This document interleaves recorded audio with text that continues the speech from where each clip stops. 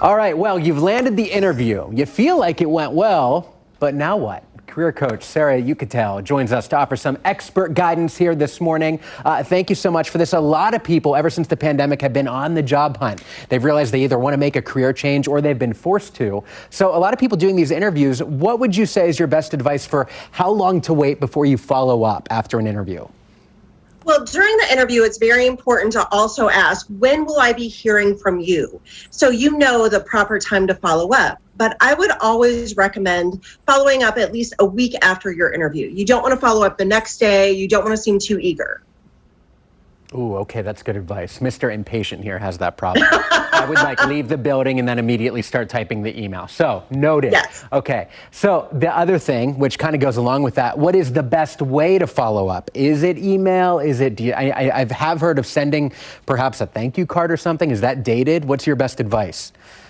Well, it is a very competitive job market right now, but my best advice for the follow-up is making sure that you stay in alignment with the communication method that you've been working with the individual that you're meeting with. Had you been meeting through email? If it's through email, then follow up with an email. Maybe you've been communicating through LinkedIn, follow up through LinkedIn. Maybe it's a phone call, maybe it's a text message. But it is okay to send a handwritten thank you note too. That is one way to stand out from the competition.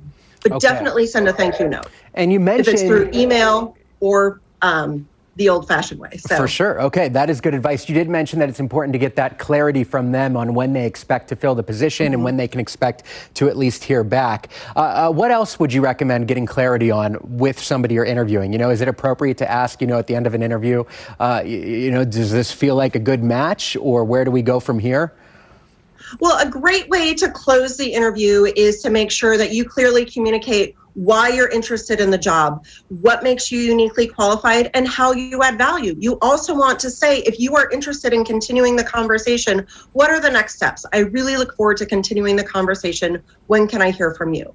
Because it is great to make sure that you clearly communicate that, because there could also be some red flags that come up for you during the interview process that you may not feel like it's a good fit. And if that's the case, you simply say thank you for your time and don't ask to continue the conversation. Yeah, that's some peace of mind for you. You're also interviewing them in a way, so important to keep just that as in much mind. as they are interviewing you. Yes, Totally. you have to make sure that it's a mutual match. So you've given a lot of good do's. Are there any don'ts that you definitely want people to understand when they're going into these interviews?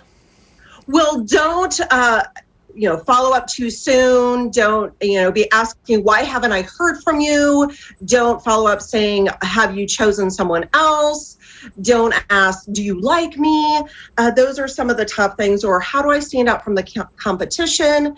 You don't want to, again, seem too eager, needy, or desperate. You just want to be able to shine with your strengths on, this is what I can do for you. This is what makes me qualified. This is how I can add value to your organization. Perfect. All good stuff to know, as that job market is very, very hot. We know it. So thank you so much, Sarah, for sharing your insight. We appreciate it. All right. Thank you. Have a great day. You too.